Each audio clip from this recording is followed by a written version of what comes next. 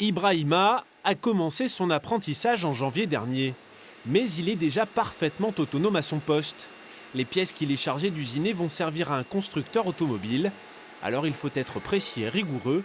Et ça n'est pas pour lui déplaire. Je suis hyper content de le faire. Malgré que je ne connais pas grand-chose dedans pour le moment, je suis un apprenti. Et c'est normal aussi. Mais quand même, je me sens bien quand je le fais au fait.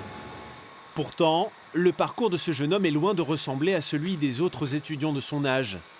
Immigré guinéen, il a fui il y a 3 ans un pays qui ne lui promettait aucun avenir. Passé par le Maroc puis l'Espagne, il a finalement choisi la France.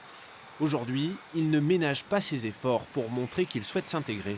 La France, c'est un pays, quand tu montes des bonnes images, si tu veux t'en sortir, tu vas t'en sortir. Ça, c'est obligé. Parce que ça se voit, au fait.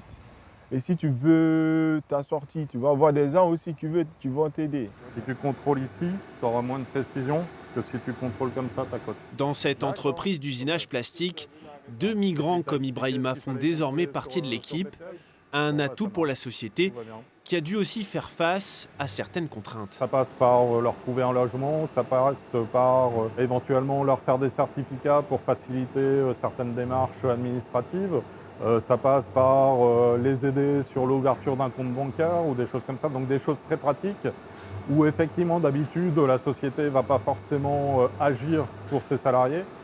Alors, si tout va bien, Ibrahima compte bien se faire embaucher dans l'entreprise une fois son apprentissage terminé.